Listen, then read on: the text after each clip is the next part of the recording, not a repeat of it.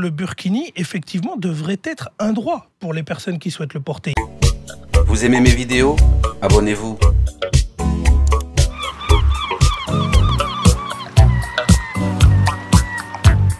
Ma parole en islam.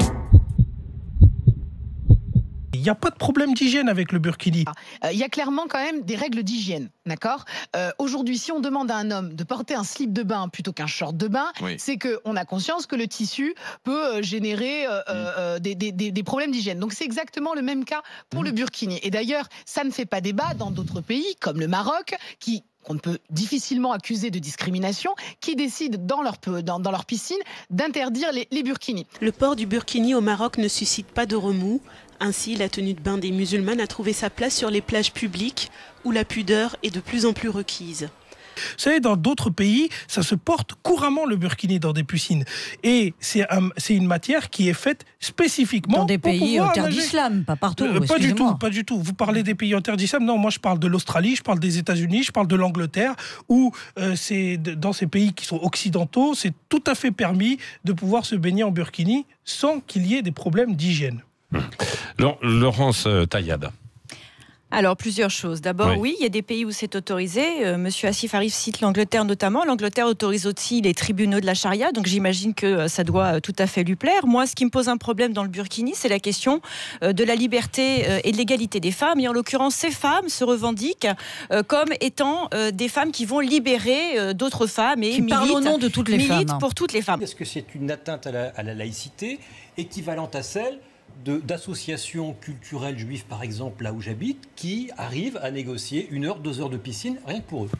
Il y a plusieurs aspects. Premièrement, c'est une atteinte à la laïcité. Mais c'est une atteinte aussi aux règles d'hygiène et de sécurité. Aux règles d'hygiène, pourquoi? Moi, si je veux aller à la piscine avec un short de surf, je n'y suis pas admis. D'un autre côté également, pourquoi des règles de sécurité? Vous demandez à des personnes qui sauvent les personnes. Vous savez très bien que quand vous baignez, si vous coulez, que vous êtes habillé, je peux vous dire que pour vous sortir de l'eau, c'est beaucoup plus compliqué. Mais sur l'atteinte à la laïcité. Mais c'est une atteinte. Par rapport à une association qui va réserver... En fait, c'est juste... Non mais, c'est juste la question de la proportion. C'est que combien d'associations juives obtiennent des critères réservés et qui se feront au détriment d'autres personnes qui pourront pas aller à la piscine. Oui, d'accord, mais ça devrait même pas exister. Mais d'accord, mais je veux dire, il y a un moment, c'est une question de proportion. Et là, il y a un côté aussi provocateur. C'est-à-dire qu'on sait très bien que ça a été organisé pour ça. C'est orchestré. Ouais. En l'occurrence, quand on fait du féminisme, on ne le fait pas juste dans une ville, on le fait au niveau mondial. Et il y a un certain nombre de femmes auxquelles on oblige le port du voile, on oblige le port du burkini. Je pense notamment à l'Iran. Enfin, en Iran, elles n'ont même pas le droit de faire du sport.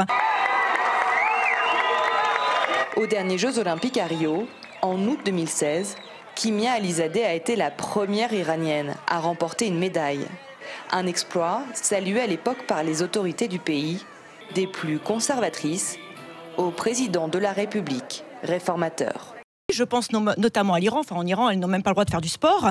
Et disons que plutôt le gouvernement de Rouhani, effectivement, commence de plus en plus à soutenir les femmes sportives et leur activité, mais aussi la représentation de ces femmes sportives à l'étranger, c'est-à-dire en participant à des compétitions de haut niveau à l'étranger. Il ne faut pas oublier qu'il y a énormément de soutien, en particulier au sein de la société civile iranienne. Et donc, se revendiquer de la défense du droit des femmes en voulant imposer le droit à porter le burkini dans les piscines, c'est quand même un léger problème, je pense, déjà à la base. Toute transformation du corps, et pas seulement le fait de couvrir celui-ci par des vêtements, permet donc de rendre son corps conforme aux règles de pudeur propres à une société donnée. Appelez-moi, hein, si vous êtes en burkini, appelez-moi, et si vous allez au Conseil d'État, je vous donnerai des petits conseils. Il y en a qui sont objectifs, mais il y en a... c'est le Conseil d'État israélien. Par exemple, Klarsfeld, il est au Conseil d'État, mais c'est aussi un soldat israélien. Vous voyez? Pour ça, il faut faire attention, il faut connaître. Hein. Il est fils de parents célèbres, chasseur de nazis, traîne une réputation de playboy et travaille habituellement comme avocat. Arnaud Klarsfeld, 37 ans, volontaire chez les gardes-frontières, il veut se rendre utile à Israël. Le fait pour les femmes en Iran, le fait qu'on leur impose de porter le voile est tout aussi condamnable que le fait que l'on interdise à certaines personnes de porter le burkini. Il faudrait bien que ça rentre à un moment donné dans le raisonnement de certains. À 19 ans, elle parcourt le monde et vient de rafler la 3e place au Grand Prix en Russie. Elle ressemble à n'importe quelle joueuse d'échecs du monde. À un détail près, Sarah porte un voile à chaque compétition, en vertu des lois de la République islamique. Moi, tout ce que je peux vous dire, c'est que le trouble à l'ordre public aurait pu être invoqué sur un certain nombre de plages, notamment la plage de Nice, où il y avait eu quelques temps avant des attentats. Donc, nécessairement, ça pouvait provoquer l'émoi. Maintenant, me dire, excusez-moi, que le droit des femmes n'est pas défendable chez nous parce qu'il devrait passer au-dessus. Vous êtes en train de me dire, vous êtes en train de nous dire que finalement, le burkini en France, c'est quelque chose de parfaitement acceptable. Mais en Iran... En Iran, c'est un marqueur de la différence entre les hommes et les femmes. Donc... En février 2017, le championnat international d'échecs se déroulera à Téhéran et elle n'en est pas peu fière. Alors, quand son homologue américaine a annoncé vouloir boycotter l'événement, car elle ne souhaite pas porter le voile, Sarah a souhaité lui répondre. Celles pour qui c'est dur de porter un voile, je ne peux pas juger si c'est bien ou mal. C'est ce qu'elles ressentent. Par contre, celles qui ont dit que de ne pas venir aideraient les Iraniennes, c'est faux à mon avis. Il n'y a pas d'atteinte à l'ordre public. Il y a un problème de salubrité et de sécurité avec le burkini. Mais où sont les rapports? D'où est-ce que vous tirez ça? Écoutez, moi, c'est ce que je vois, c'est ce que je lis. Voilà, de votre psyché, en fait. Non, par rapport au règlement intérieur, je suis désolée. Secourir une personne qui est en burkini, qui en plus est beaucoup plus lourde à cause du poids du vêtement mouillé, c'est une vraie question. Comment on attrape la personne avec un vêtement sur elle? C'est beaucoup plus compliqué de la secourir, je suis désolée. C'est ce que disent toutes les personnes qui sont en charge de sécurité. Mais moi, j'ai lu les rapports. Ce sont des personnes qui ont une pratique rigoriste de l'islam, qui veulent l'imposer et qui progressivement vont l'étendre à l'ensemble des femmes. Ainsi, le vêtement constitue surtout, et c'est là sa 3e fonction, une parure douée de signification, permettant de modifier indéfiniment l'apparence physique d'un individu. Cela ne constitue en rien un simple jeu esthétique, plus ou moins futile, mais au contraire, cela révèle la capacité de l'homme à s'émanciper de l'ordre naturel, tout en participant essentiellement à la construction identitaire de l'individu. Parce que vous le savez très bien, dans la plupart des banlieues, il y a énormément de gamins qui battent dans la rue, qui insultent. Mais j'habite en banlieue, parlez-moi parce que il y a énormément de gamins qui insultent ceux qui ont des mères non voilées. Il y a de plus en plus de jeunes filles qui ne peuvent plus sortir dans leur cité si elles ne portent pas le voile parce qu'on considère qu'elles sont impudiques. Il y a énormément de livres, il y a énormément de littérature là-dessus, il faut lire autre chose que vous. C'est seulement l'éducation qui permettra de conduire l'enfant hors de son animalité première, en lui enseignant, entre autres, la retenue et la décence, notamment par le fait de dissimuler son corps par le vêtement lorsqu'il est en public. Nos grands-mères se baignaient habillées, sauf que ça voudrait dire qu'en fait, on est dans l'acceptation d'un retour plus de 100 ans en arrière, au moment où les femmes n'avaient aucun droit. Regardez, c'était hier au regard de notre histoire. Les Français, hommes, femmes, aimaient porter le burkini. Rares étaient d'ailleurs ceux qui dérogeaient à ce cadre de pudeur morale. C'était le cadre des bonnes mœurs. Bref, ce qui est autorisé aujourd'hui, en tout cas sur les plages en France, c'est ce genre de tenue. Regardez. Voilà, le moins de tissu possible. À poil, c'est encore mieux. Hein, voilà. Vous pouvez être aussi anorexique, vieille. Ouais, l'essentiel, c'est de moins de tissu.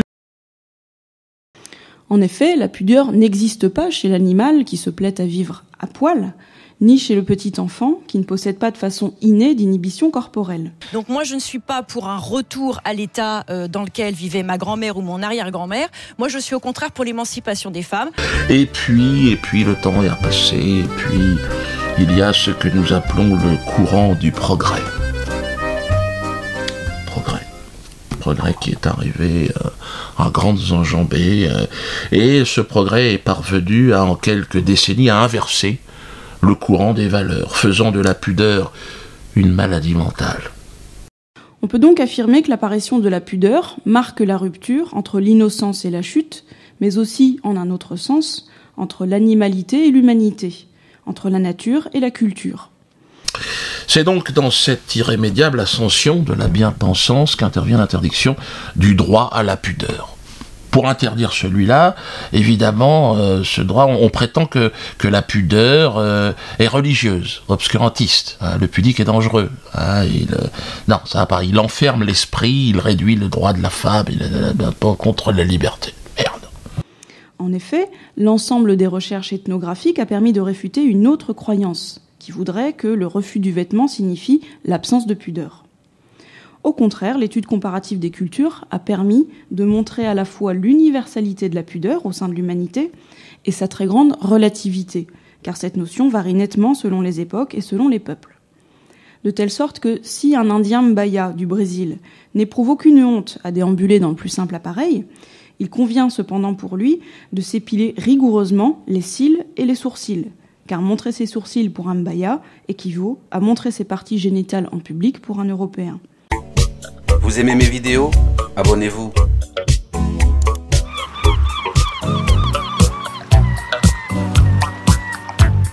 Ma parole en islam.